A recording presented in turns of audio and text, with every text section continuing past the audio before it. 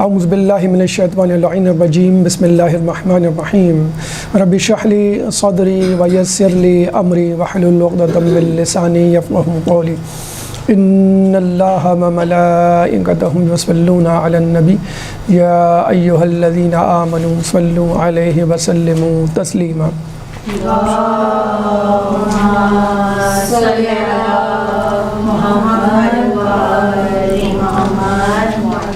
ماہ شعبان کا مقدس بابرکت مہینہ جاری و ساری ہے، اور اب ہم اس گھڑی کے قریب ہیں کہ جس گھڑی اس کائنات کی، اس دنیا کی سب سے بڑی امید، سب سے بڑی حجت، اللہ کی آخری حجت، آخری دلیل اس دنیا میں تشریف لائی۔ اس شعبان مہینے کے بعد اگلا ہی مہینہ ماہ رمضان کا ہے، جس میں قرآن نازل ہوا، قرآن فہمی کا، قرآن کو سمجھنے کا، اس پہ عمل کرنے کا مہینہ ہے۔ اب شعبان اور ماہ رمضان کو متصل کرنے کے حوالے سے تو بہت ساری توجیحات پیش کی جا سکتی ہیں، جہاں بہت ساری وجوہات، وہاں ایک علت علماء عالم یہ بھی فرماتے ہیں کہ اللہ تعالیٰ نے جس طرح لوگوں کو پیدا کرنے سے پہلے لوگوں کا امام، لوگوں کا نبی پیدا کیا، یعنی آدم علیہ السلام کو، پہلے آدم علیہ السلام کو بھیجا اور پھر انبیاء کو بھیجا، تو اسی طرح اللہ تعالیٰ نے کتاب قرآن فرقان حمید کو بھیجنے سے پہلے اس کا استاد بھیجا، یاد دہانی کے لیے کہ دیکھو اس قرآن کو خود سے پڑھنے کی کوشش نہیں کرنا، اس ہادی و رہنما کا ہاتھ پکڑ لینا کہ جو اس قرآن کی بے عین ہی تفسیر کرے گا اپنے عمل سے۔ اس لیے ہم ائمہ کو قرآن ناطق کہتے ہیں اور قرآن کو قرآن صامت، یعنی ایک چپ قرآن اور ایک بولتا ہوا قرآن۔ اور دیکھا جائے تو ائمہ اہل بیت قرآن کی تفسیر، تشریح، توضیح کرنے کے سب سے بڑے استاد، آخری دلیل اور آخری معیار ہے۔ یعنی دنیا میں اگر کوئی شخص کسی آیت کی کوئی تفسیر کرے اور امام اس کے مقابلے میں کوئی دوسری تفسیر کرے تو آپ کو امام کی تفسیر لینی ہے۔ کیوں؟ حدیث ثقلین دلیل ہے ہمارے پاس کہ انی تارکن فیکم الثقلین کتاب اللہ و عطرتی ما ان تمسکتم بہما لن تضلوا بعدی ابدا حتی یرد علی الحوض، کہ میں اپنے پیچھے دو گراں قدر چیزیں چھوڑے جا رہا ہوں، ایک قرآن اور میری عطرت، یعنی دو ثقلین، دو ثقل، تم ان سے متمسک رہنا، جو ان سے متمسک رہے گا وہ کبھی گمراہ نہیں ہوگا، حتی یرد علی الحوض، جب تک وہ میرے پاس حوض کوثر پہ مجھ سے ملاقات نہ کر لے۔ تو ہمیں یہ سمجھ لینا چاہیے کہ فقط قرآن پکڑنے سے بھی کچھ نہیں ہوگا اور فقط اہل بیت کو پکڑنے سے بھی کچھ نہیں ہوگا۔ اچھا، اہل بیت کو پکڑ لینے سے مراد احادیث مبارکہ معصومین، کیونکہ امام کہہ چکے کہ تم ہماری احادیث کو قرآن پہ پرکھو، اگر وہ اس پہ پورا اترے تو سمجھ لو صحیح ہے، اور اگر وہ اس پہ پورا نہ اترے، ٹکرائے، تو سمجھ لینا کہ یہ ہم نے کہی نہیں، ہماری طرف سے یہ الفاظ نکلے ہی نہیں۔ تو ہمیں دونوں کو ساتھ لے کر چلنا ہے۔ شعبان اور اس سے پہلے رجب کا مہینہ بہار ہے، ولادتوں کا ایک سمندر ہے، نور کا ایک دریا ہے اہل بیت کے حوالے سے۔ یہ ہمیں یاد دہانی کروا رہا ہے کہ تم جس مہینے کی طرف بڑھ رہے ہو، اس مہینے میں جو قرآن اترا ہے اس کو جب تم پڑھنا تو یہ اساتذہ، یہ اہل بیت اور یہ اللہ کا ذکر پھیلانے والے لوگوں کو نہیں بھول جانا، ان کی سیرت کو اپنے سامنے رکھنا۔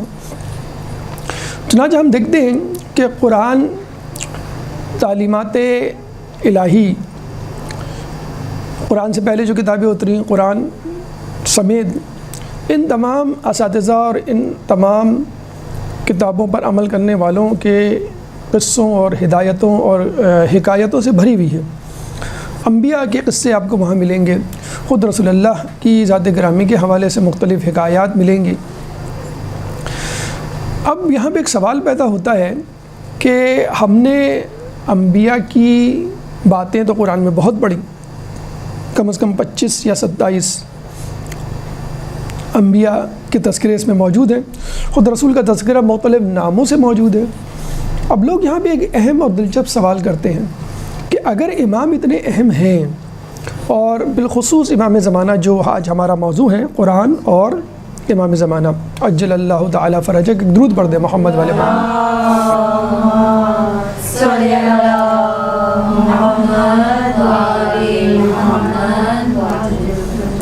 اگر امام اتنے ضروری ہیں، 12 یا 12ویں حجت اتنی ضروری ہے، تو ان کا تذکرہ قرآن میں کیوں نہیں؟ تو ہم کہیں گے بھئی تذکرہ تو موجود ہے، تو وہ ہم سے کہیں گے بھئی بتائیں کہاں ہیں ان کے نام؟ مولا علی کا نام جو ہے، امام حسن کا نام، باقی امام خود امام زمانہ کا نام ہمیں بتائیں کہاں ہے؟ امام کا نام تو نہیں ہے، اور آپ تو کہہ رہے ہیں کہ یہ بہت امپورٹنٹ ہیں، استاد ہیں، اور یہ اہل بیت سفینہ نوح کی کشتی ہیں وغیرہ وغیرہ۔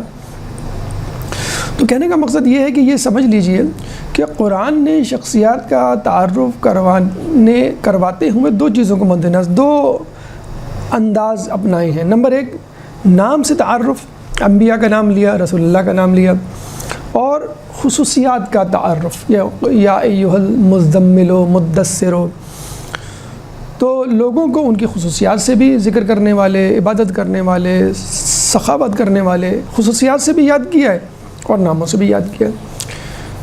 ائمہ کو اور بالخصوص امام زمانہ کو ان کی خصوصیات سے ظاہر کیا ہے۔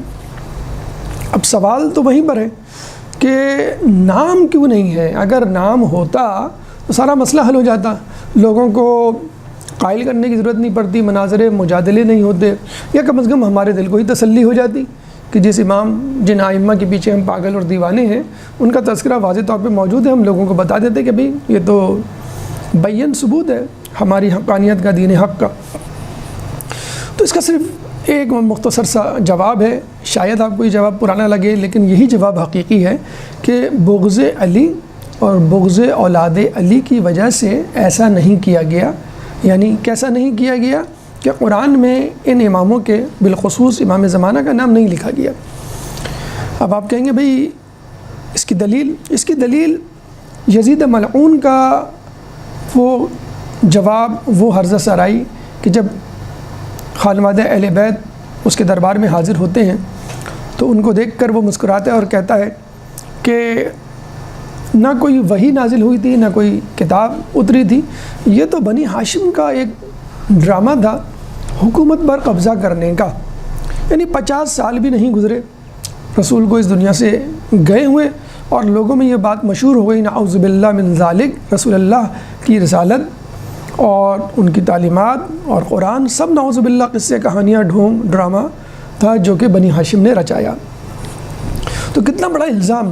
حتیٰ یعنی یہ اس وقت کہ جب مولا علی نے خلافت سے ہاتھ کھینچ لیا تھا، یہ اس وقت جب اہل بیت نے انتقامی کارروائی نہیں کی تھی، یعنی خود مولا علی کو حکومت میں رہتے ہوئے اتنی فرصت نہیں ملی کہ باغ فتح واپس لے لیتے۔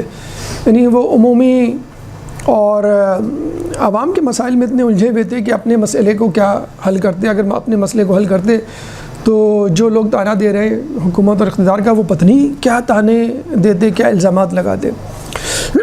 تو ایک سمپل، ایک سادہ سی وجہ کہ بغض علی اور اولاد علی کی وجہ سے ایسا کیا گیا کہ ان کے نام نہیں لکھے گئے۔ اب پچھلے انبیاء کے نام کیوں لکھے گئے، رسول کا نام کیوں لکھا گیا؟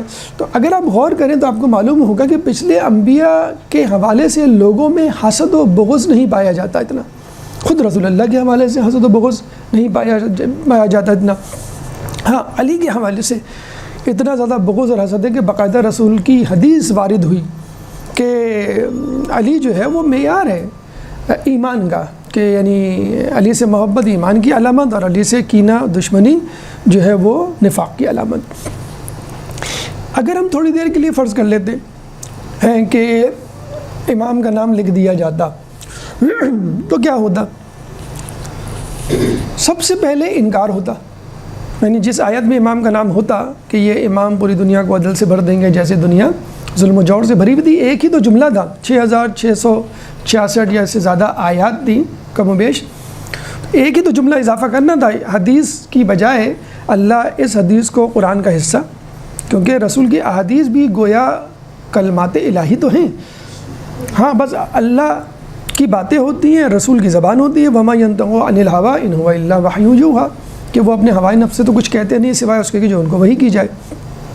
تو بہرحال تو سب سے پہلے تو انکار ہوتا کہ بھئی یہ آیت غلط ہے، یہ آیت قرآن میں ہے ہی نہیں اور اس کو نکالو، تحریف قرآن لازم آتا۔ اب آپ کہیں گے بھئی سورہ ہجر میں اللہ تعالیٰ خود فرماتا ہے کہ انا نحن نزلنا الذکر و انا لہ لحافظون، کہ ہم نے اس ذکر یعنی قرآن کو نازل کیا اور ہم اس کی حفاظت کرنے والے ہیں۔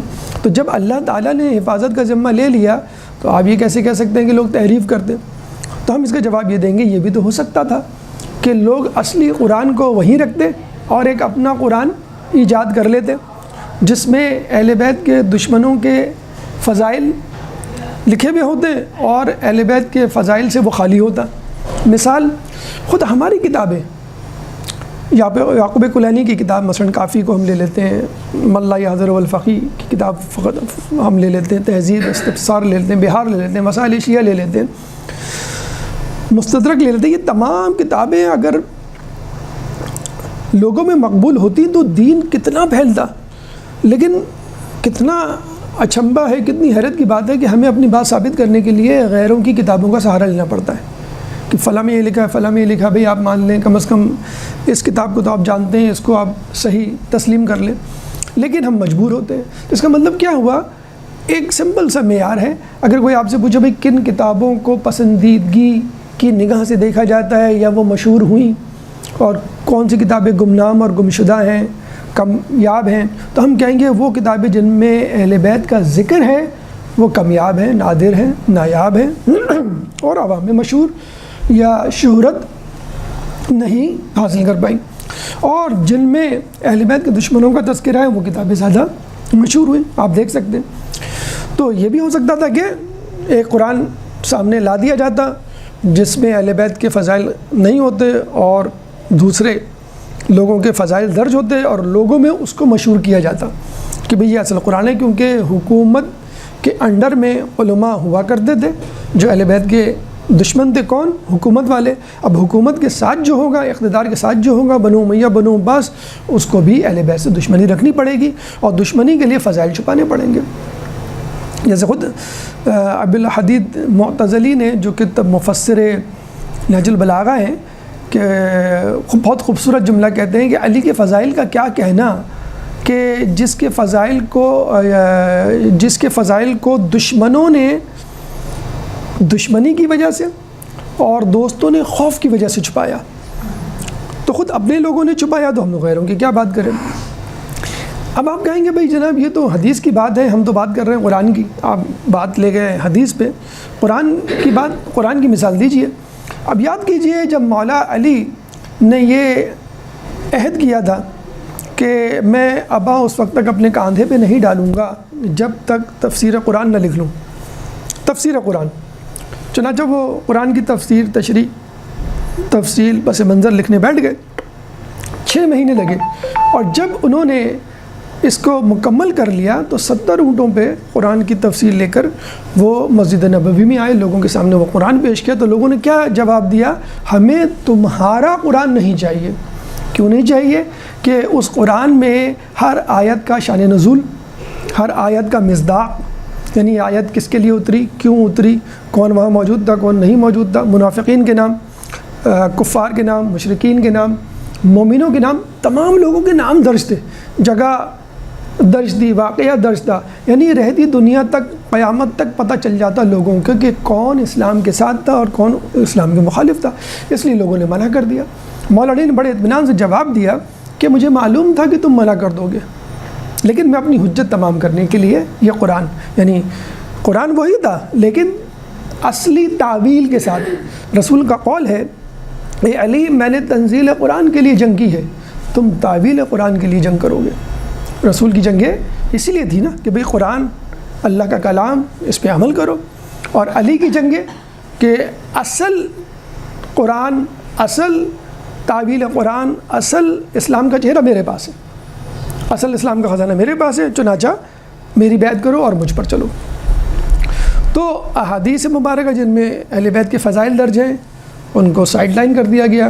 وہ قرآن جو علی کے پاس تھا اب امام زمانہ کے پاس ہے، جو وہ ظہور کے بعد لے کر آئیں گے، جس میں تمام تر تفصیل، شخصیات مشخص اور معین ہیں، اس کو بھی اگنور اور صرف نظر کر دیا گیا۔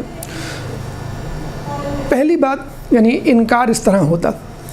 دوسری بات اگر انکار نہ کرتے تو مصداق تبدیل کر دیتے.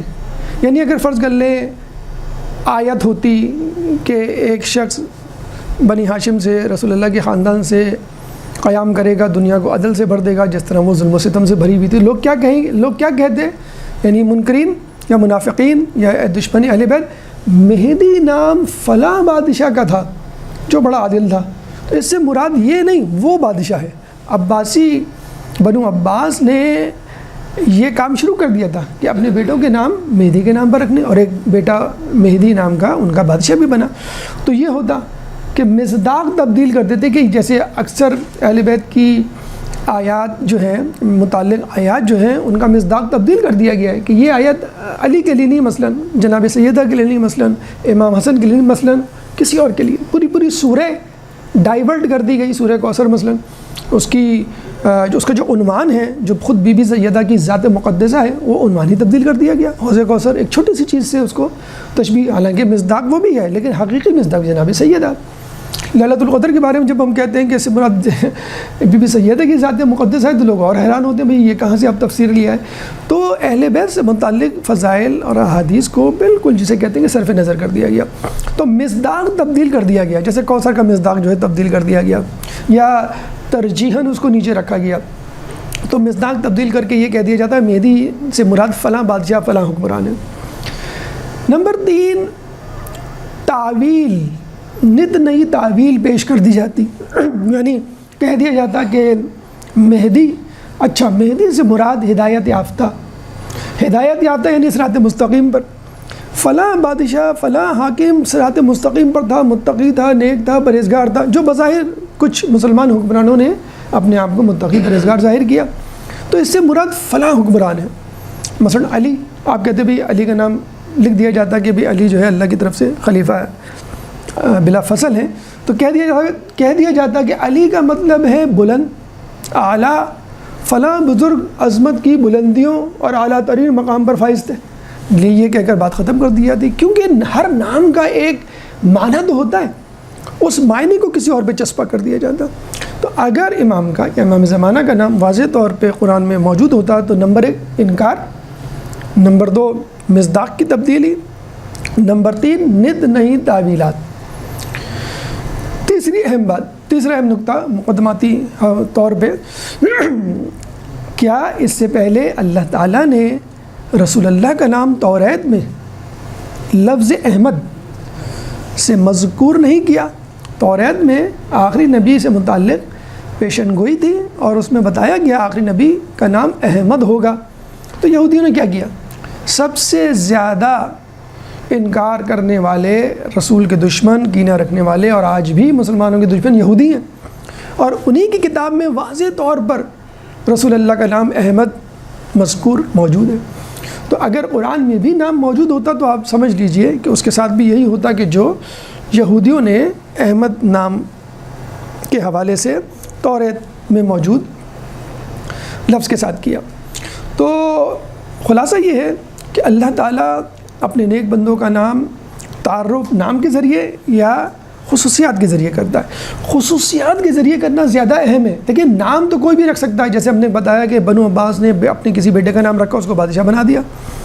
میں اپنے بیٹے کا نام کچھ بھی رکھ دوں, لیکن کیا اس لڑکے میں, اس شخصیت میں وہ خصوصیات جمع ہیں؟ آپ نام رکھ دیں علی کا, کسی کا بھی نام علی رکھ دیں, تو کیا اس میں علی کی خصوصیات آ جائیں گی؟ بہت مشکل, بلکہ ناممکن. تو اسی طرح خصوصیات جمع کرنا زیادہ مشکل کام ہے, نام رکھنا بہت آسان کام ہے. تو اللہ تعالیٰ نے خصوصیات ان گنت بے شمار لا تعداد خصوصیات کا تذکرہ کیا تاکہ دشمن ہار جائے اس کوشش میں کہ بھئی اس آیت یا اس حدیث کا مصداق میں ہوں مہدی. جیسے کہتے ہیں نا کہ قیامت سے پہلے یا ظہور مہدی سے پہلے 70 کاذب لوگ مہدی کا دعویٰ کریں گے. بہت سے لوگ تو کر چکے, بہت سے لوگ ابھی کریں گے, بلکہ ظہور کا تعین بھی اب آپ یوٹیوب پہ جائیں تو ہونے لگا ہے. کچھ لوگوں نے تو کہہ دیا 2024 امام مہدی کا ظہور ہوگا, اور کچھ لوگوں نے کہہ دیا کہ امام تو پیدا ہو چکے. مطلب یہ وہ طبقہ ہے کہ جو امام کی صحیح معرفت نہیں رکھتا. تو خصوصیات دیکھیں, جیسے ہم کہتے ہیں نا کہ تمہارے ولی کون ہیں؟ انما ولیکم اللہ ورسولہ والذین آمنوا الذین یقیمون الصلاۃ ویؤتون الزکاۃ وہم راکعون، کہ تمہارے ولی اللہ، اللہ کے رسول اور وہ لوگ جو حالت رکوع میں زکوٰۃ دیتے ہیں۔ حالت رکوع میں زکوٰۃ تاریخ میں ایک ہی شخص نے دی ہے، اور وہ مولا علی کی شخصیت تھی۔ لوگوں نے بعد میں جا کر کوشش کی، کچھ لوگوں نے اس کو ڈراماٹائز کرنے کی کوشش کی، ساحل کو کہا کہ تم آنا، میں نماز پڑھ رہا ہوں گا، میں رکوع میں ہوں گا، اور میں تمہیں، کوئی بھی اس کام کو نہ کر سکا۔ تو کہنے کا مقصد یہ ہے کہ خصوصیات دیکھیے، خصوصیات تلاش کیجئے اور پھر شخصیت کو پہچان لیجئے۔ تو امام زمانہ سے متعلق کہا یہ جاتا ہے، علامہ مجلسی نے اپنی کتاب بحار الانوار میں 66 آیات جمع کی ہیں۔ کچھ لوگوں کے مطابق یہ آیات 96 تک ہے، 96 قرآن میں موجود ہے، کہ جس میں امام کا واضح طور پہ نام یا لقب تو نہیں، لیکن امام کی خصوصیات، امام کے چاہنے والوں کی خصوصیات درج ہیں۔ اب یہ ہمارا کام ہے کہ ہم اس کو پہچانیں اور وہ شخصیت تلاش کریں کہ جو ان خصوصیات کی حامل ہے، اور پھر اپنے زمانے کے امام کی معرفت حاصل کریں۔ تو چند وقت کی گنجائش کو دیکھتے ہوئے چند آیات، تقریباً 7 آیات ہم آپ کے سامنے پیش کریں گے جو امام سے متعلق اور امام کے ناصران، امام کے اصحاب سے متعلق ہے، جس میں وہ خصوصیات موجود ہیں جو امام زمانہ کی شخصیت میں موجود ہوں گی۔ ایک درود پڑھ دیں محمد والے محمد پہ۔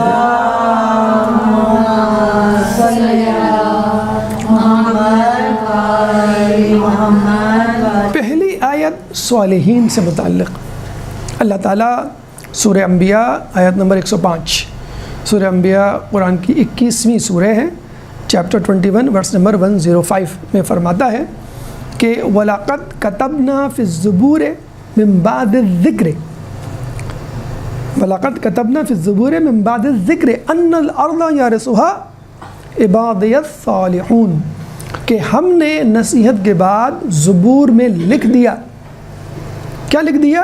ان الارض یرثها، بے شک زمین کے وارث صالحین ہیں۔ روایتوں میں آتا ہے کہ صالحین سے مراد امام زمانہ اور ان کے اصحاب ہیں۔ آپ ویسے بھی تاریخ کے اوراق پلٹیں تو آپ کو نظر آئے گا کہ دنیا کے وارث کبھی بھی صالحین افراد نہیں بنے، یعنی ایسے ایسے بادشاہ گزرے ہیں کہ جنہوں نے فجر کی 2 رکعت پڑھائی اور پھر کنٹینیو کیا، 4 رکعت میں اس کو تبدیل کر دیا، اور پیچھے مڑ کے کہا کہ اور پڑھاؤں، ولید بن عبد الملک اور بنو امیہ بنو عباس کے۔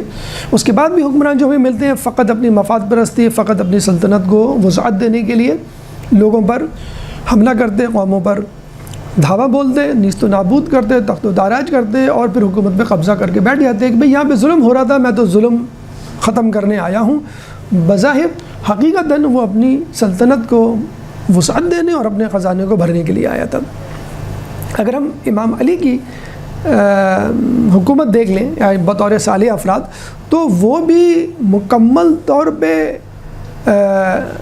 اس طرح ثابت نہیں تھی کہ بہت سارے لوگوں نے انکار کر دیا تھا، اور جس کی وجہ سے ان کو 3 جنگیں لڑنی پڑی۔ یعنی یہ پہلے یوں سمجھ لیجئے دنیا کی زبان میں بدنصیب حکمران تھے کہ جنہوں نے اپنے ہی لوگوں کے ہاتھوں سے تیر کھائے، تلوار کے زخم سہے۔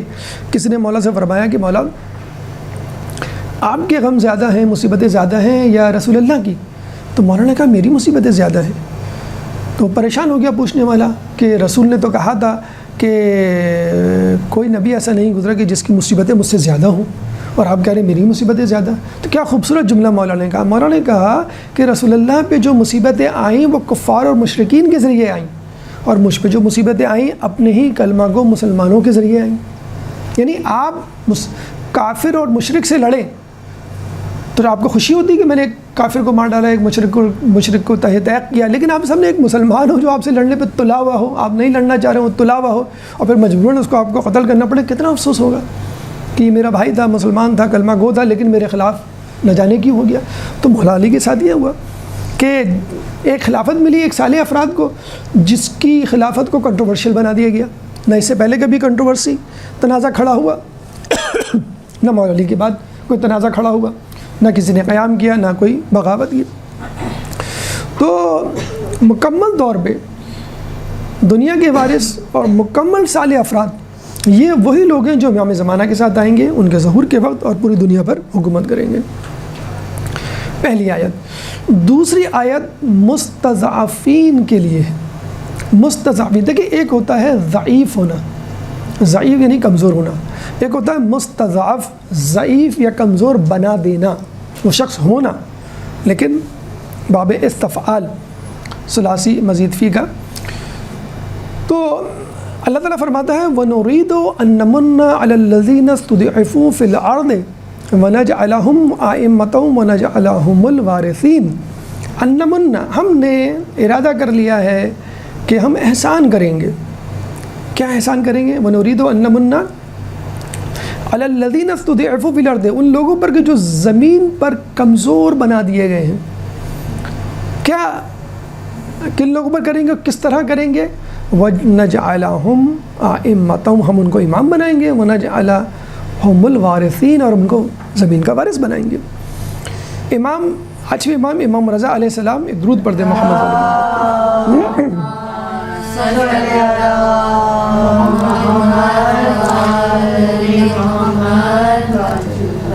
امام سے کہا گیا جب اس آیت کی تفسیر پوچھی گئی تو امام نے کہا مستضعفین یعنی کمزور بنا دیے جانے والے لوگ دراصل آل نبی ہیں، اور ان آل نبی سے ایک شخص مبعوث ہوگا جو آل نبی کو دوبارہ عزت و وقار دے گا اور ان کے دشمنوں کو ذلیل کرے گا۔ امام امیر المومنین کی یہ تفسیر ہے، یعنی کہنے کا مقصد یہ ہے کہ کمزور کس کو بنایا گیا؟ آل نبی کو بنایا گیا۔ جیسے کہ ابھی بتایا گیا جو ہمارے پہلے امام تھے جن کو خلافت ملی، وہ اتنے کمزور تھے کہ اپنا ذاتی حق بھی نہ لے سکے، نعوذ باللہ، اتنے دشمن تھے کہ وہ تلوار لے کے آ گئے آپ ہی کے خلاف۔ پھر دوسرے خلیفہ دوسرے امام کے ساتھ کیا ہوا کہ ان کو مذل المومنین، مومنین کو ذلیل کرنے والے نعوذ باللہ کا لقب دے دیا گیا۔ تیسرے امام کے ساتھ کیا ہوا کربلا کے میدان میں کہ ایک انسان جانور کو بھی ذبح کرنے سے پہلے پانی دیتا ہے اور امام کو 3 دن کا بھوکا پیاسا۔ پھر چوتھے امام کو کہا گیا کہ کربلا جو آپ نے اپنے آنکھوں سے دیکھی ہے بیان نہیں کرنا ہے، کوئی مجمع اکٹھا نہیں کرنا ہے، ہمارے مظالم کو آشکار نہیں کرنا ہے۔ تو دعا مناجات کا سہارا لیتے ہوئے پوری زندگی انہوں نے 35 سال خون کے آنسو روتے ہوئے گزار دی۔ ہاں، 5ویں اور 6ٹھے امام کے لیے آپ کہہ سکتے ہیں کسی حد تک ان کو آزادی ملی، لیکن حقیقتاً جو آزادی ملی وہ 10 مہینے 6ٹھے امام کو ملی تھی، جس میں آپ نے دیکھا کہ کیا انہوں نے علم کے آتش فشاں جسے کہتے ہیں کہ ظاہر کیے اور چشمے جاری کیے، سیراب کیا لوگوں کو، صرف 10 مہینے۔ اس کے بعد پھر آپ دیکھ لیں 7ویں امام کو 14 سال زندان میں، پھر 8ویں امام کو بہانے سے ولی عہد بنانا، پھر زہر دے دینا، پھر 9ویں 10ویں 11ویں امام تو اس طرح گمنام گزرے ہیں کہ خود بعض اوقات شیعہ بچے یا شیعہ افراد نام بھول جاتے ہیں، 10ویں کون تھے 11ویں کون تھے، یا ان کی سیرت کا تذکرہ کیا جائے تو ان کو یاد نہیں آتا کوئی واقعہ 9 10 11 کا، کیوں نہیں یاد آتا کہ وہ اتنی گوشہ نشینی میں تھے، اتنی گوشہ نشینی میں تھے کہ لوگ سمجھے کہ شاید غیبت شروع ہو گئی، حالانکہ غیبت پولانی غیبت 12ویں سے مخصوص اور منسوب ہے۔ تو اتنے زیادہ ہاؤس اریسٹ سمجھ لیجئے وہ کرے گئے، گرفتار کیے گئے، زندان میں ڈالا گیا یا گھر میں مقید محبوس کر دیا گیا کہ ہم شیعوں کو نہیں معلوم کہ ان کی سیرت کے کیا پہلو ہیں، زندگی کیسے گزری، کہاں گزری، اور حیات طیبہ بھی مختصر۔ پھر 12واں امام اتنا مظلوم کہ خود اس کے چاہنے والے ملتفت نہیں ہیں، یعنی ہم خود متوجہ نہیں ہیں امام کی طرف، حالانکہ کہا گیا ہے کہ امام کے حوالے سے کہ امام کا ذکر کرنا، امام کی معرفت پھیلانا 100 سال کی عبادت کے برابر ہے، 100 سال۔ تو یہ جو آپ آئے ہیں یہ سوچ کے کہ کیوں آ رہے ہیں ہم، بہت سے لوگ تو آئے نہیں، ہم خواہی آگے اپنا وقت ضائع تو نہیں ہم نے کیا، تو آپ نے اس دن 100 سال کی عبادت کا جو ہے وہ ثواب لے لیا۔ تو یہ حقیقت میں جو ہم کہتے ہیں نا فلاں پہ ظلم ہو گیا، فلاں گرفتار ہو گیا، فلاں زندان میں ہے، فلاں پہ تشدد ہوا، اہل بیت پہ ہونے والے مظالم کی معرفت، ان کا مقام لوگوں کو اگر پتہ چل جاتا اور لوگ اس پر آواز اٹھا لیتے تو آج جو دنیا کے کونے کونے پہ جو مظالم ہو رہے ہیں، دنیا کے کونے کونے پر جو آوازیں اٹھ رہی ہیں، وہ اٹھانی ہی نہیں پڑتی آپ کو۔ آج آپ دیکھتے ہیں نا ہمارے ملک پاکستان میں یا دنیا میں جہاں پہ بھی ظلم کے حوالے سے آوازیں اٹھ رہی ہیں، اگر اتنی آوازیں اہل بیت پر ہونے والے مظالم پر اٹھ جائیں اب آپ کہیں گے بھئی پرانی باتیں چھوڑیں، تو ابھی موجودہ بات جو ہمارا امام غیبت میں بیٹھا ہوا ہے، جس کو اپنے سے زیادہ ہماری فکر ہے، بھئی کیا ضرورت ہے امام کو ہماری فکر کرنے کی؟ اپنی عبادت کریں، اللہ اللہ خیر صلی اللہ، رسول اللہ کو کیا ضرورت تھی غار حرا میں ہماری فکر کی؟ لیکن اللہ نے کہا کہ نہیں، تم نے جنت کما لی، تم جنت کے حقدار ہو، تم شافی محشر ہو، تم ساقی کوثر ہو، اب جاؤ لوگوں میں ان کو بھی جنت میں داخل کرو۔ تو ہمارا امام جو غیبت میں بیٹھا ہوا ہے، اس کے لیے جنت اور دوزخ کوئی ایشو نہیں ہے، اس کے لیے ایشو یہ ہے کہ میرے چاہنے والے بھی میرے ساتھ جائیں، بلکہ دنیا کے تمام لوگ جو مجھ پر یقین نہیں رکھتے، ایمان نہیں رکھتے، وہ بھی میرے ساتھ جائیں۔ تو مستضعفین حقیقت میں اہل بیت ہیں، آل نبی ہیں، جو روز اول سے لے کر اب تک جو ہے کمزور بنائے گئے، اور اب جو ہے وہ آنے والے دنوں میں امام کے ذریعے دوبارہ اپنا وقار حاصل کر پائیں گے۔ تو یہ دوسری آیت۔ اب تیسری آیت کی طرف چلتے ہیں کہ جس میں امام کے چاہنے والوں اور ان کا خود کا ذکر، ایک درود پڑھ دیں محمد والے محمد پہ۔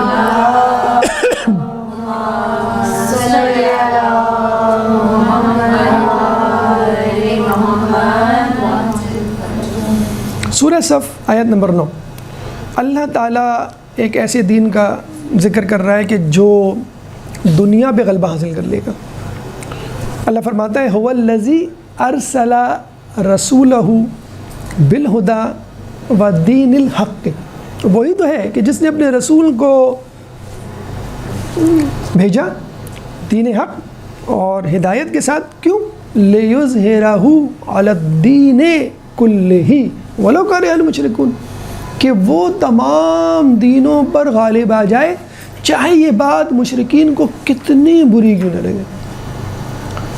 اس کی تفسیر کرتے ہوئے 8ویں امام امام رضا علیہ السلام، اللہم صلی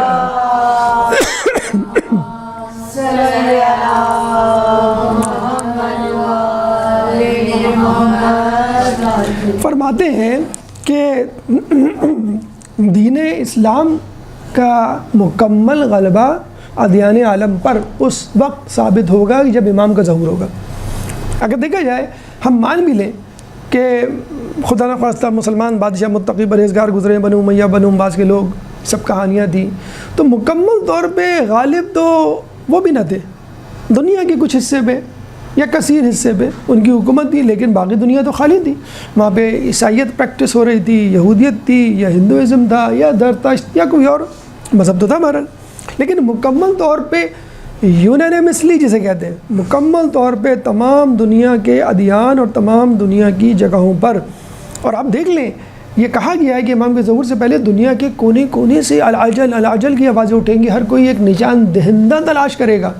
اس کا مطلب ہے مذہب عیسائیت، مذہب ہندو، مذہب یہودیت، زرتشت، سیکولرزم، ہر شخص متلاشی ہے ایک نجات دہندے کا، اور وہ نجات دہندہ 12ویں امام کی صورت میں، ان کی ظہور کی صورت میں، ان کی حکومت کی صورت میں آئے گا۔ تو یہ جو اللہ فرماتا ہے الدین کلہ، اگر الدین کہہ دیتا تو بھی تشنگی رہتی، الدین کلہ یعنی تمام دینوں پر وہ غالب آئے گا، یعنی دین تو رسول کا ہوگا، لیکن رسول کے بعد مکمل طور پر غلبہ حاصل کرے گا۔ خود رسول کے زمانے میں اتنی فتوحات نہیں تھی، رسول کے بعد فتوحات ہوئی، اور اب اگر مسلمان موجود بھی ہیں تو آپ دیکھ لیجئے حکومتیں کس طرح کی ہیں کہ خود مندر بنا رہی ہیں، خود جا کے ہندوؤں کے ساتھ پوجا پاٹ میں حصہ لے رہی ہیں۔ اب ہو رہا ہے کہ نہیں ہو رہا؟ تو جب امام زمانہ آئیں گے تو نہ صرف اپنے ہی مسلمانوں کے ملکوں میں حکومت قائم کریں گے، بلکہ پوری دنیا پر، کل ہی ان تمام دنیا پر عمل کریں گے۔ اور یہ 8ویں امام نے فرمایا روایت میں کہ حقیقی غلبہ تمام ادیان پر اس وقت ہوگا جب امام کا ظہور ہوگا۔ تو ہم نے آیت پڑھی صالحین کے لیے، امام زمانہ ان کے اصحاب مصداق ہے۔ ہم نے آیت پڑھی مستضعفین کے لیے، امام زمانہ اور ان کے اصحاب اس کا مصداق ہے۔ پھر ہم نے آیت پڑھی ادیان عالم پر غلبہ اسلام، امام زمانہ ان کے اصحاب کے لیے۔ ایک اور آیت جو ہم بہت پڑھتے ہیں لیکن افسوس کے ساتھ کہنا پڑتا ہے کہ ہمیں اس کا مصداق نہیں معلوم یا اس کی تفسیر نہیں معلوم۔ دیکھیں، بعض اوقات آیت کی ایک عمومی تفسیر ہوتی ہے اور ایک مخصوص تفسیر ہوتی ہے، اور ایک تطبیق ہوتی ہے، بلکہ یعنی تطبیق کا مطلب یہ ہے کہ آپ اس آیت کو فلاں کے لیے بھی استعمال کر سکتے ہیں، فلاں چیز کے لیے بھی استعمال کرتے ہیں۔ اذا جاء نصر اللہ والفتح ورأیت الناس يدخلون فی دین اللہ افواجا فسبح بحمد ربک واستغفر انہ کان توابا. یہ فتح مکہ کے وقت نازل ہوئی کہ تمہیں فتح مل گئی، اب تم جو ہے وہ تسبیح پڑھو اور ذکر کرو، نماز پڑھو. تو یہ آیت ہم عام کامیابیوں پر بھی چسپاں کر سکتے ہیں. بھئی امتحان میں کامیابی لی، سجدہ شکر کرو. تمہیں جاب مل گئی، انفاق فی سبیل اللہ کرو. تمہاری مشکل دور ہو گئی، تم جو ہے وہ نیاز کرو، لوگوں میں خیرات تقسیم کرو، وغیرہ وغیرہ. تو ایک آیت ہے امن یجیب المضطر اذا دعاہ ویکشف السوء ویجعلہم خلفاء الارض ویجعلکم خلفاء الارض، کہ امن یجیب المضطر، کون ہے دل مضطر کی فریاد کو جو سنتا ہے، اذا دعاہ ویکشف السوء، اور اس کی فریاد رسی کرتا ہے کہ جب وہ اس کو پکارتا ہے، اور اللہ تمہیں زمین کا خلیفہ بنائے گا. دیکھیں یہ جو ہے نا وَيَجْعَلُكُمْ خُلَفَاءَ الْأَرْضِ، یہ آیت کا ٹکڑا ہم نہیں پڑھتے ہیں اکثر. اذا دعاها وَيَكْشِفُ السُّوءَ، بس یہاں جا کے ہم رک جاتے ہیں. تو یہ ٹکڑا ہم پڑھیں تو سوال تو ابھرے گا نا کہ بھئی یہ خلیفہ بنانے کی بات کس کے لیے ہو رہی ہے. تو امام فرماتے ہیں کہ جب امام زمانہ ظہور کریں گے تو وہ بڑے بے قرار ہوں گے اس وقت کہ جب وہ مقام ابراہیم پہ 2 رکعت نماز ادا کر رہے ہوں گے. پھر وہ ہاتھ اٹھا کے دعا کریں گے، اللہ ان کی دعا کو قبول کرے گا، اللہ ان کی مشکلات کو دور کرے گا اور ان کو دنیا کا خلیفہ اور وارث بنائے گا. کتنی عام آیت ہے، کتنی اہم آیت ہے کہ امام کے لیے کہا جا رہا ہے کہ یہ دعا امام کریں گے اور اللہ تعالیٰ ان کی دعا کو قبول کرے گا. تو یہ چوتھی آیت. اب آئیے ان آیات کی طرف جو امام زمانہ کے اصحاب سے متعلق ہیں، امام زمانہ کا انتظار کرنے والوں سے متعلق ہے، امام زمانہ کے ساتھ فتوحات جو حاصل کریں گے ان کے لیے. درود پڑھ دیں محمد والے محمد.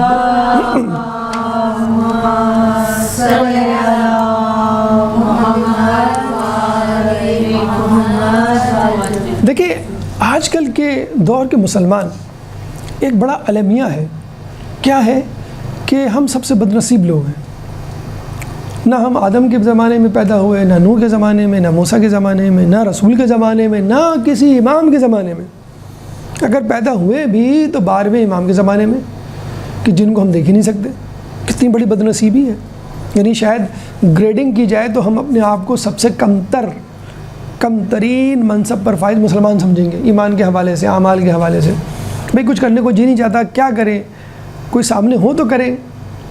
پہلے زمانے میں 5ویں 6ویں 7ویں 8ویں 9ویں 10ویں 11ویں امام کے زمانے میں لوگ کچھ نہ کچھ کر لیتے تھے. کم از کم ان کو یقین تو تھا بھئی عراق میں فلاں جگہ، سامرہ میں فلاں جگہ، مدینے میں فلاں محلے میں امام رہتے ہیں، چلو بھئی زیارت کر لیں. حج کے لیے گئے، امام کی زیارت کر کے آ گئے، دیکھ کے آ گئے، یقین آ گیا بھئی ہمارا امام کے ماننے والے ہیں، یہ ہمارے 4تھے یا 8ویں یا 10ویں امام ہیں. لیکن یہ تو اتنی بڑی بد نصیبی ہے، پوری دنیا گھوم لو ہمیں امام نظر نہیں آئیں گے، پتہ ہی نہیں ہمیں امام کا ہے. اور کبھی ملتے ہیں کبھی نہیں ملتے، کسی کو ملے کسی کو نہیں ملے، کوئی تعین نہیں ہے. غیبت کبریٰ میں تو اور ایک پریشانی ہے. یعنی اس وقت جو مسلمانوں کا حال ہے کہ مایوس کن صورتحال جسے کہتے ہیں. دین پہ عمل ہوتا ہے، نماز پڑھی جاتی ہے، بس ایک ایبسنٹ مینٹلٹی. درس میں موجود ہوتے ہیں، کچھ اور کام کر رہے ہوتے ہیں، موبائل میں مصروف ہوتے ہیں. یعنی جہاں ہمیں موجود ہونا چاہیے وہاں موجود نہیں ہوتے، اور جہاں موجود نہیں ہونا چاہیے. کیوں؟ کہ دل کھٹے ہو گئے. ایک مایوسی کی جسے کہتے ہیں کہ کیفیت پیدا ہو گئی ہے. حالانکہ آپ اگر احادیث پڑھیں، بلکہ ایک موضوع ہے مکمل، انشاءاللہ کبھی ہوا تو اس موضوع پہ الگ سے ہم درس دیں گے. مقام منتظرین مہدی، کہ جو امام زمانہ کے منتظر ہیں ان کا مقام کیا ہے. مختصر میں بتا دوں، ان کا مقام یہ ہے کہ جو امام زمانہ کے منتظر ہوں گے اور ان پہ ایمان رکھیں گے اور اس حالت میں دنیا میں رخصت ہو جائیں گے، ایسے ہیں جیسے رسول کے ساتھ ان کے خیمے میں قیام کیا، ایسے ہیں کہ رسول کے ساتھ تلوار چلائی، ایسے ہیں جیسے بدر و احد بلکہ 1000 بدر و احد شہداء کے برابر، ایسے ہیں جیسے امام زمانہ کے خیمے میں، ایسے ہیں جیسے امام کے ساتھ انہوں نے شرکت کی. ان کا فقط انتظار ہی افضل ترین عبادت ہوگا. فقط انتظار.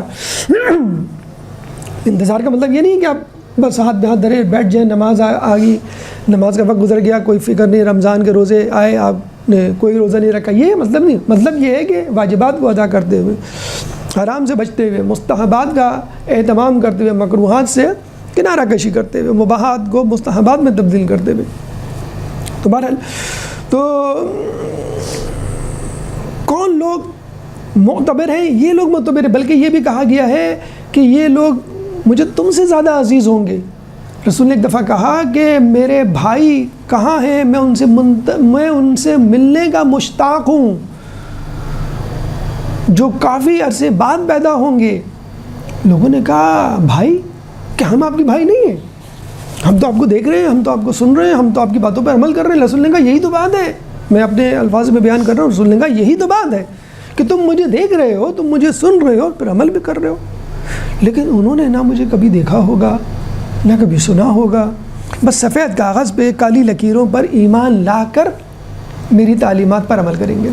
ہم ہی لوگ تو ہیں، ہم نے دیکھا رسول کو نہیں دیکھا، ہم نے سنا رسول کو نہیں سنا، اماموں کو بھی نہیں دیکھا نہ سنا، بس ایک امید ہے، ایک یقین ہے، ایک اعتبار ہے، ہوں گے، ایسا ہوگا، لوگ گزرے ہوں گے ایسے، اور ہمارا امام ہے زندہ، ہمیں نظر نہیں آ رہا، ہماری سیاہ کاری ہے، ہماری سیاہ کرتوت ہے، لیکن ہوں گے، کہیں نہ کہیں موجود ہوں گے، ہم سے ناراض ہیں اس لیے ظہور نہیں کر رہے، لیکن ہیں۔ یہ ایک بہت بڑا میں سمجھتا ہوں کہ عقیدہ ہے، بہت بہت مضبوط عقیدہ ہے، یعنی یہ آپ کی مستحب نماز، روزوں، مستحب حج، زیارت و زیادہ افضل عقیدہ ہے کہ آپ کے سامنے امام موجود نہیں اور آپ کہہ رہے ہیں کہ نہیں ہے امام، ہمیں نظر نہیں آ رہے، ہم اس قابل نہیں کہ امام کی زیارت کر سکیں۔ اب آپ دیکھیے ان لوگوں کو جن کے بارے میں امام نے خود شہادت دی ہے کہ ہاں یہ وہی لوگ ہیں، قرآن کی کون سی آیت؟ ذَلِكَ الْكِتَابُ لَا رَيْبَ فِيهِ هُدًى لِّلْمُتَّقِينَ الَّذِينَ يُؤْمِنُونَ بِالْغَيْبِ وَيُقِيمُونَ الصَّلَاةَ وَمِمَّا رَزَقْنَاهُمْ يُنْفِقُونَ۔ دیکھیں سورہ فاتحہ تو پہلی سورہ ہے، لیکن وہ دعا ہے، تو دعا کیا ہے؟ اللہ میں قرآن پڑھنے جا رہا ہوں، اس کو سمجھنے، اس کو پڑھنے، اس پہ عمل کرنے کی توفیق عطا فرما، دیٹس اٹ۔ تو اس کو تو آپ الگ رکھ دیں، آدمی ہر کام کرنے سے پہلے دعا تو مانگتا ہے، وہ دعا ہو گئی۔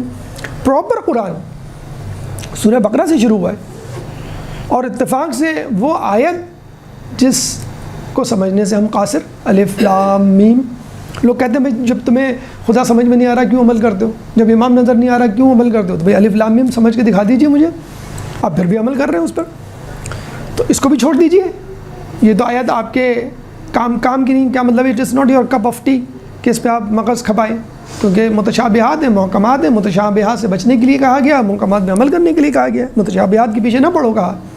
ذَلِكَ الْكِتَابُ لَا، یہ ہے پراپر آیت، پراپر قرآن جو شروع ہو رہا ہے، ذَلِكَ الْكِتَابُ لَا رَيْبَ فِيهِ، یہ وہ کتاب ہے جس میں کوئی شک نہیں، ہدی للمتقین، متقین کے لیے ہدایت ہے، عام لوگوں کے لیے نہیں، فاسق و فاجر کے لیے نہیں، گناہ گار کے لیے نہیں، منافقین کے لیے نہیں، دلوں میں شک و شبہ رکھنے والوں کے لیے نہیں، متقین کے لیے۔ اب آپ فوراً متوجہ ہوں گے کہ بھئی متقین کون ہیں، ہمیں بتاؤ خصوصیت کیا ہے، تاکہ ہم اس میں شامل ہو جائیں اور پھر ہمیں ہدایت مل جائے اور پھر ہم قرآن کو سمجھ لیں۔ کتنی بڑی سعادت ہے، قرآن کے نزول کا مہینہ شروع ہونے والا ہے، کچھ پری ریکویزٹس ہوتی ہے نا، اب نماز پڑھتے ہیں شرائط ہوتی ہے نا کہ کپڑے پاک ہوں، باوضو ہوں، نیت ہو، قبلہ رو ہو، نماز ایسے تھوڑی پڑھی جائے گی، تو قرآن پڑھنے کے لیے بھی کچھ شرائط ہونی چاہیے نا کہ کون لوگ ہیں جو اس کو درک کر پائیں گے، جو سمجھ پائیں گے۔ ہدی للمتقین، صرف متقین کے لیے ہدایت ہے، ایرے غیرے نتو خیرے سے کچھ نہیں فائدہ اٹھا سکتے۔ تو آپ فوراً متوجہ ہوتے ہیں کہ ہو آر دوز، ان کی سائنس، ان کی علامات کیا ہیں۔ 3 علامات فرام دا بگننگ بتا دی گئی ہیں کہ یہ حاصل کر لو تو تمہارا نام متقین میں شامل ہو جائے گا، تمہارا نام قرآن کو سمجھنے والوں میں حاصل ہو جائے گا۔ کون لوگ؟ ہدی للمتقین الذین یؤمنون بالغیب، the first and the foremost condition, وہ لوگ جو غیب پر ایمان لائے، پھر وَيُقِيمُونَ الصَّلَاةَ، جو نماز قائم کرتے ہیں، اور پھر وَمِمَّا رَزَقْنَاهُمْ يُنْفِقُونَ، جو ہم نے ان کو دیا ہے اس میں سے خرچ کرتے ہیں۔ تو پہلی شرط ایمان بالغیب، دوسری شرط نماز، تیسری شرط انفاق فی سبیل اللہ۔ انفاق فی سبیل اللہ، نماز بعد میں آئے گی، پہلے ایمان۔ بھئی جب آپ کا ایمان ہی نہیں ہے اللہ پر، میں کس کے لیے نماز پڑھ رہا ہوں، تو پھر نماز کا کیا فائدہ؟ ایک انگریز، یہودی، نصارہ، ہندو، زرتشت، ایتھیسٹ نماز پڑھے، بالکل ہماری طرح پڑھے، اور اچھے مخارج رکوع و سجود کرے، اس کی نماز نہیں ہو، کیوں؟ نیت ہی نہیں ہے، غیب پر ایمان نہیں ہے۔ امام سے پوچھا گیا غیب سے مراد کون لوگ ہیں، متقین سے مراد کون لوگ ہیں؟ تو امام نے کہا متقین سے مراد شیعان علی، اور بالغیب سے مراد ہماری آخری حجت قائم پر ایمان۔ اللہم صلی علی۔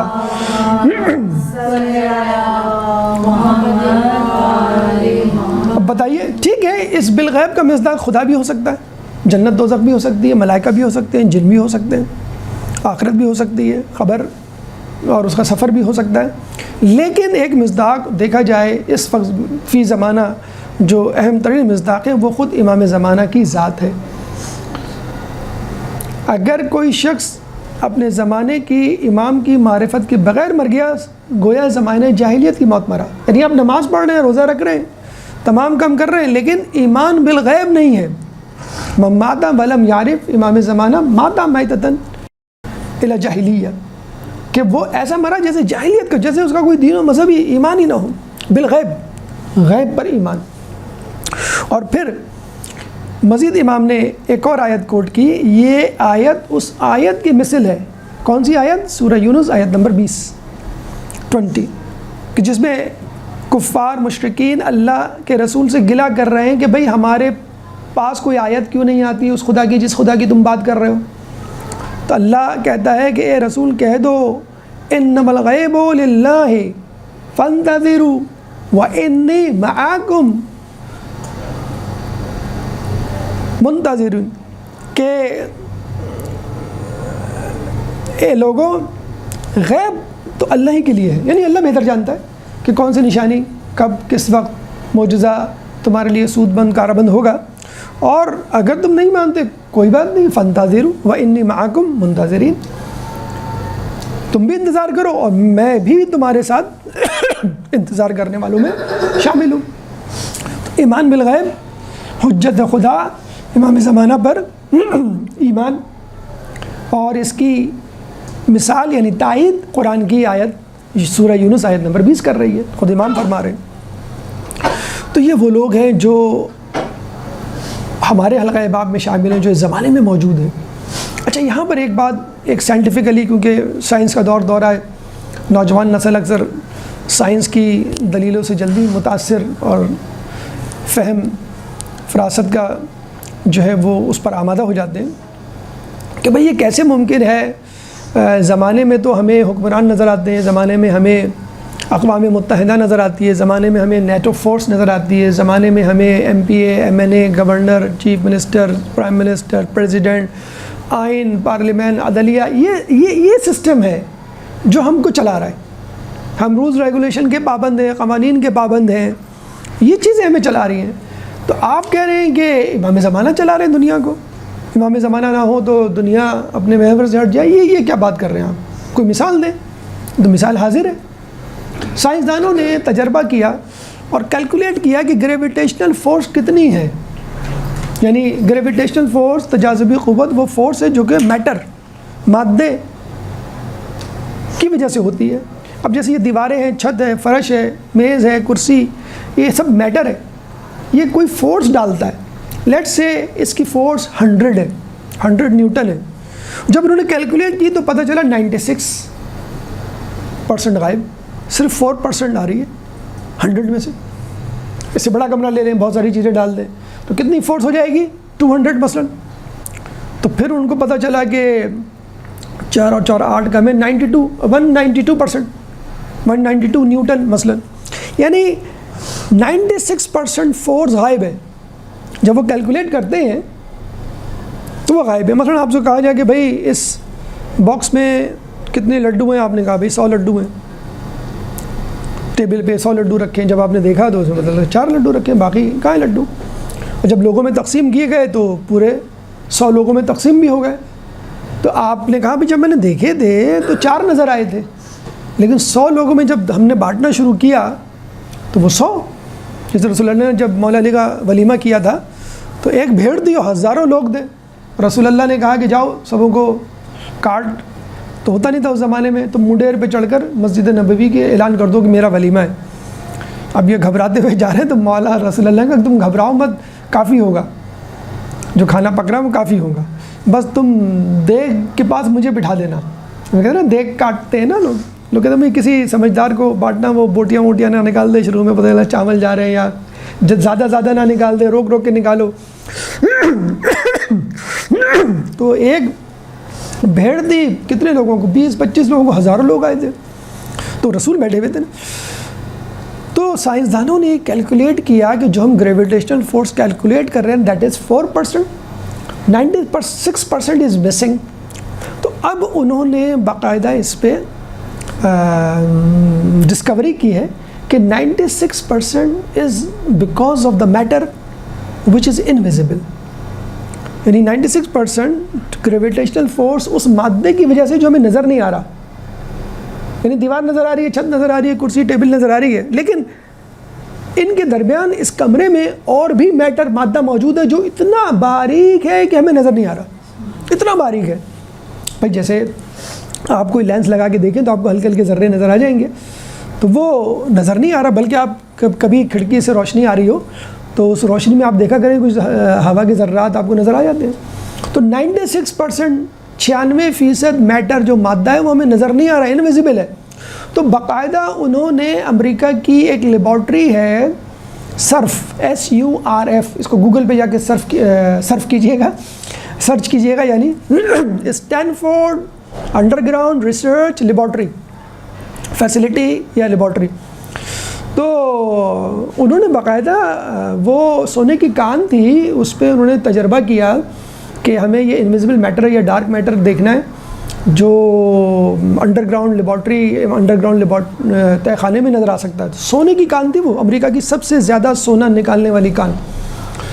تو جب تجربہ کیا تو کامیاب ہو گیا کہ ہاں ہمیں ڈارک میٹر نظر تو آیا ہے، لیکن اب وہ کیسا ہے، اس کو ہم کیسے حاصل کریں اور استعمال کریں، یہ بھی چاہیے ہم کو. تو سونے کی کان بند کر دی گئی، سونے نکالنے کا کام بند کر دیا گیا، وہ لیبارٹری بن گئی ہے. جس امریکہ کو ہم برا بھلا کہتے ہیں، تو وہ امریکہ جو ہے وہ اپنا سونا قربان کر کے علم حاصل کر رہا ہے. ہم لوگوں نے کبھی اپنے زیور بیچ کے کتابیں خریدی ہیں؟ کبھی بینک اکاؤنٹ خالی کر کے کتابیں خریدی ہیں؟ مجھے بتائیں کتنے ایک مہینے میں کتنی کتابیں خرید لیتے ہیں ہم، ایک سال میں کتنی کتابیں ہم پڑھ لیتے ہیں؟ چلیں آپ نہیں خرید سکتے، دسترس نہیں ہے، جا نہیں سکتے دکان پہ، اب تو PDF کی صورت میں ساری کتابیں، تقریباً ساری کتابیں اب موجود ہیں، کتنی کتابیں ہم پڑھ لیتے ہیں. بہرحال مہدی برحق ایک بہت شاندار کتاب دوران مطالعہ نظروں سے گزری، آیت اللہ علی رضا تہرانی رجالی ان کا نام ہے، اردو میں دستیاب ہے. تقریباً 300 صفحات پر مشتمل کتاب ہے، اور سوالاً جواباً صرف امام زمانہ سے متعلق، پیدائش تا ظہور، بہترین کتاب ہے. اور انہوں نے کہا کہ میں نے کتاب اس لیے لکھی ہے کہ جو اشکالات شبہات پیدا ہوتے ہیں امام زمانہ سے متعلق وہ لوگوں کے رفع ہو جائیں. ہم ذکر تو سن لیتے ہیں، پڑھ بھی لیتے ہیں، لیکن جو ڈاؤٹس ہمارے ذہنوں میں پیدا ہوتے ہیں وہ رفع ہو جائیں. خیر بہرحال تو جو ڈارک میٹر ہے، جو انویزیبل میٹر ہے، اس کے بارے میں ریسرچ ہو رہی ہے. اب سائنسدانوں کو یقین آ گیا، جو ہم کہتے ہیں نا بھی خدا ہے، تو وہ کہتے ہیں خدا ہے، جو چیز نظر نہیں آتی اس کو ہم خدا کیسے مان لیں؟ اب ڈارک میٹر ان کو نظر نہیں آتا، انہوں نے تسلیم کر لیا کہ کیلکولیشن میں تو ہے، نظر نہیں آ رہا. جیسے امام زمانہ کیلکولیشن میں تو ہے، دماغ میں عقل میں تو ہے، لیکن نظر نہیں آ رہے. تو یہ تو ہماری نظروں کی کوتاہی ہے نا. اب دیکھیں بیکٹیریا ہے، دیکھا کبھی آپ نے بیکٹیریا کو؟ یہ اس کتاب پر، اس ٹیبل پہ، موبائل پہ، ہاتھوں میں، TV پہ آتا ہے نا کہ دیکھیے، تو آپ کچھ لینس لگاتے ہیں تو نظر آتا ہے ہم کو. یہ کہاں موجود ہے ہمارے آس پاس موجود ہے، لیکن ہم دیکھ نہیں سکتے، چھوٹے. اب آپ کہیں گے سر کوئی بڑی چیز ہو تو ہم دیکھ سکتے ہیں نا. تو کتنے سیارے ہیں جو سورج سے کئی گنا بڑے ہیں لیکن اتنی دور ہیں کہ نظر ہی نہیں آ رہے. تو بس وہی امام زمانہ والا معاملہ. امام زمانہ ہم سے مکانی نہیں قلبی طور پہ اتنی دور ہے کہ ہم متوجہ ہی نہیں ہیں. کتنے لوگوں کو امام زمانہ کی زیارت تھی، ان کے جانے کے بعد پتہ چلا کہ یہ امام زمانہ تھے. اچھا زیارت بھی اس کو یہ ہوئی کہ جو متقی پرہیزگار ہوگا.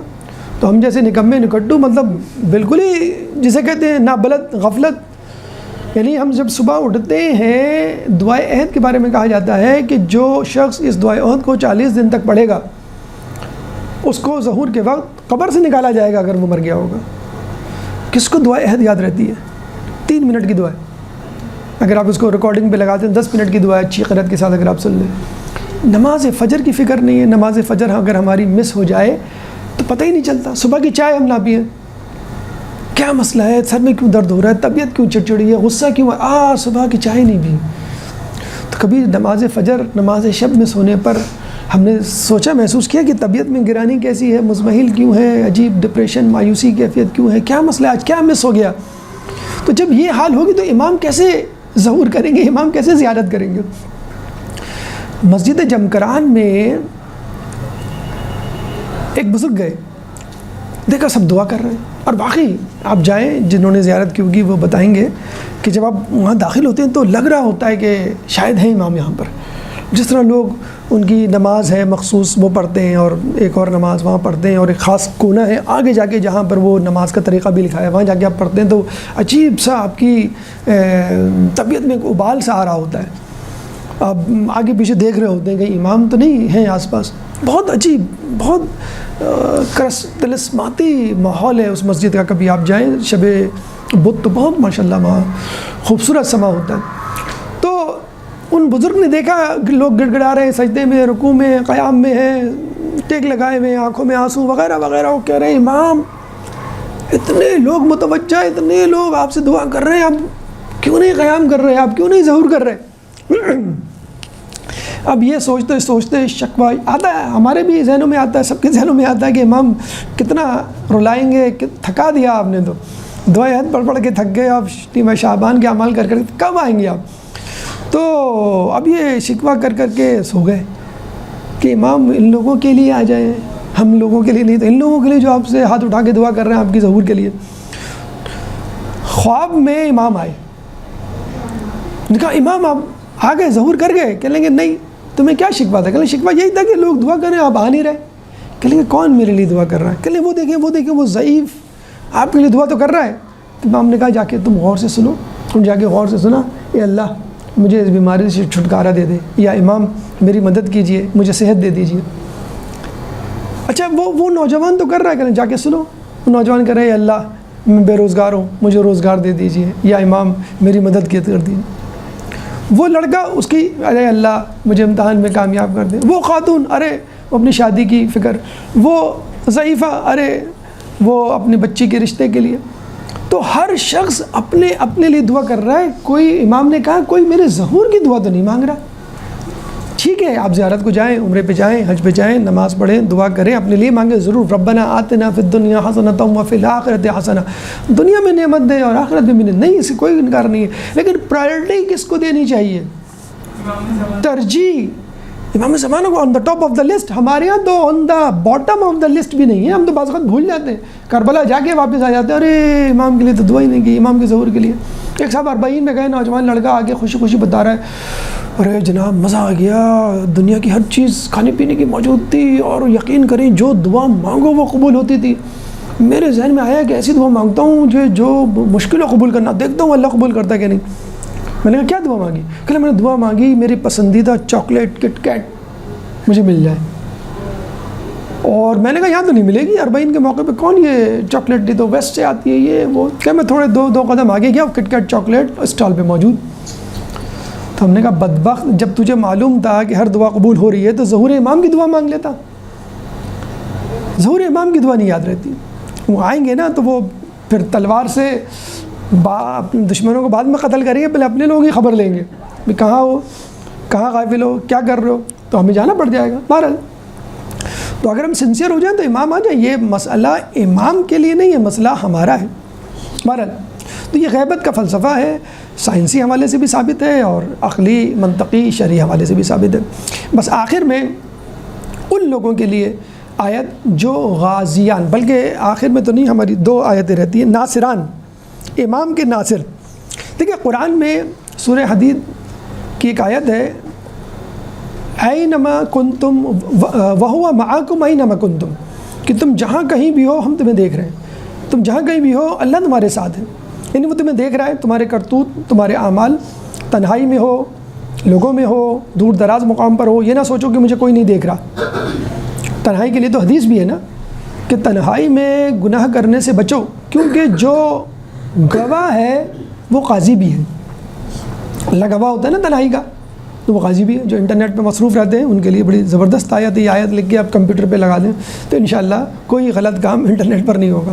وَهُوَ مَعَكُمْ أَيْنَمَا كُنْتُمْ، سورہ حدید کی آیت نمبر 4۔ اللہ کتنی وارننگ والے انداز سے کہہ رہا ہے، کتنی تنبیہی انداز سے کہہ رہا ہے، دیکھو بی کیئرفل، جہاں بھی ہو، جیسے ہم نہیں کہتے بھئی CCTV کیمرہ آپ کو دیکھ رہا ہے، آپ ایک دم سے آپ دعوت میں کھا بھی رہے ہوتے ہیں تو کیمرہ آپ کی طرف آ جائے تو آپ چمچہ روک لیتے ہیں، عجیب سا لگے گا، منہ چباتے ہوئے، دانت بوٹی چباتے ہوئے لوگ دیکھ رہے ہیں کیا کہیں گے، تو اللہ آپ کو دیکھ رہا ہے، امام آپ کو دیکھ رہا ہے، ہر شب جمعہ آپ کے اعمال امام کے سامنے پیش ہو رہے ہیں۔ نہیں پڑھی آپ نے وہ حدیث جس میں کہا گیا، کسی نے پوچھا امام سے، یا امام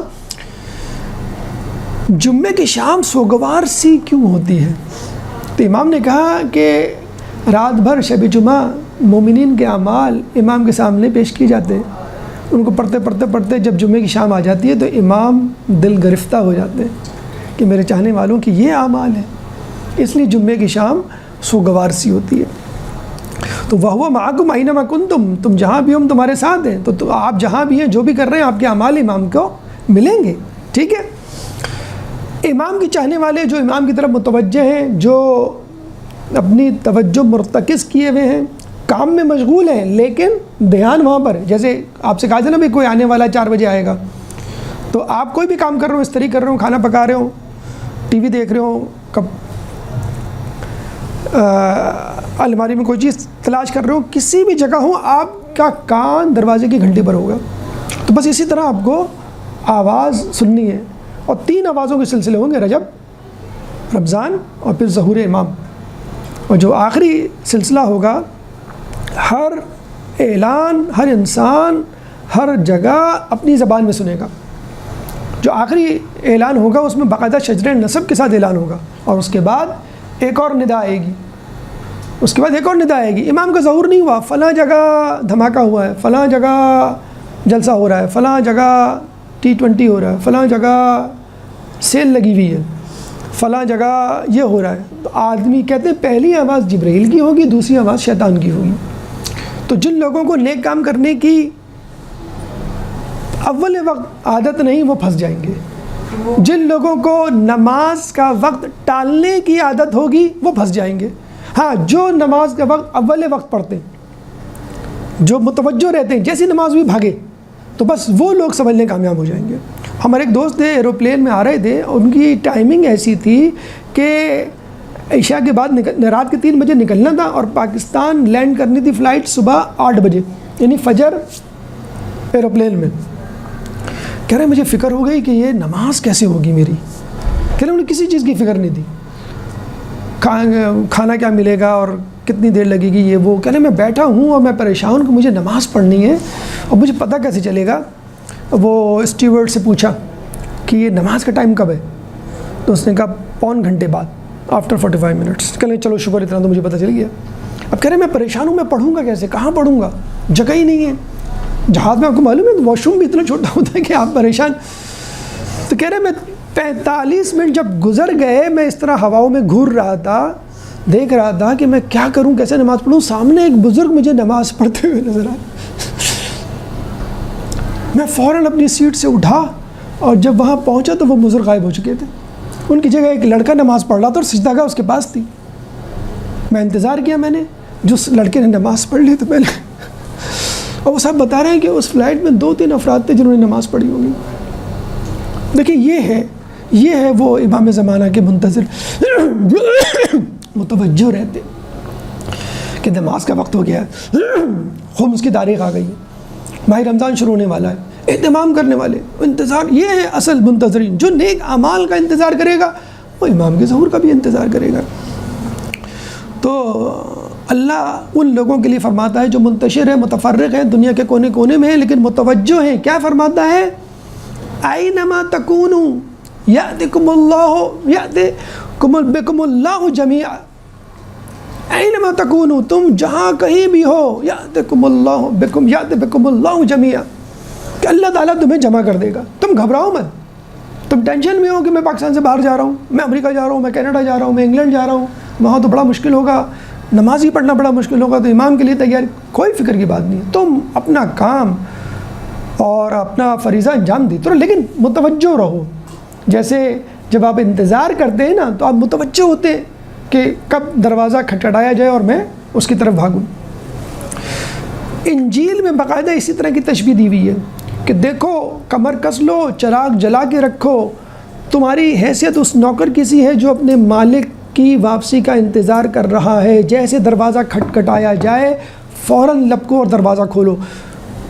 خوش نصیب ہیں وہ لوگ جن کو ان کا مالک بیدار پائے.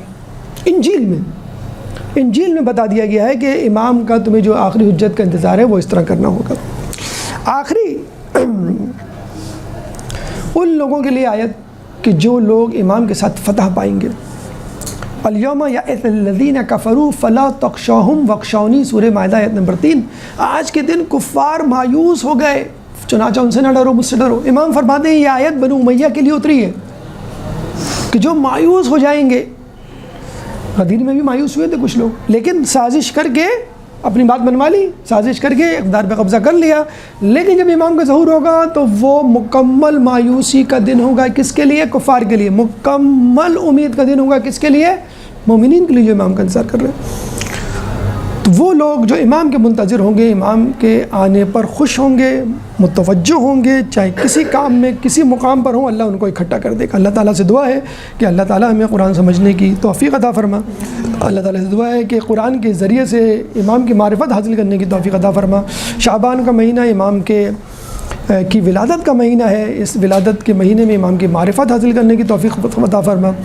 شعبان کے بعد رمضان کا مہینہ، قرآن کے نزول کا مہینہ، قرآن فہمی کی استطاعت اور توفیق نصیب فرما. جو پریشان حال ہیں ان کی پریشانی کو دور فرما. جو بے روزگار ہیں ان کو رزق حلال عطا فرما. جو رزق حلال کما رہے ہیں ان کے رزق حلال میں برکت عطا فرما. جو مقروض ہیں ان کے قرضوں کو عطا فرما. جو زندان میں ان کو رہائی عطا فرما. جو سفر میں ہیں ان کو منزل تک پہنچا. جو گمشدہ ہیں ان کو ان کے پیاروں سے ملا. مسلمان دنیا میں جہاں جہاں ظلم و ستم کا نشانہ بنے ہوئے ان سے ظلم و ستم کو دور فرما. امام کے ظہور میں تعجیل فرما. ہمیں ان کے انصار و اعوان میں شامل فرما. ربنا تقبل منا انک انت السمیع العلیم وتب علینا انک انت التواب الرحیم برحمتک یا ارحم الراحمین. اللہ صلی علی